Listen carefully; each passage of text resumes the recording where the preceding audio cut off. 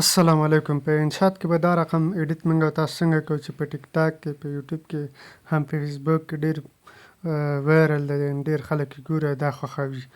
دا ډېر زیات په ټرینډینګ کې روان دی او دغسې ایډیټ ډېر په اسانه سره کېږي. د سکرین په طرف ځي، مکمل معلومات هلته ګورو. تاسو به اول راشئ انشاءت ته.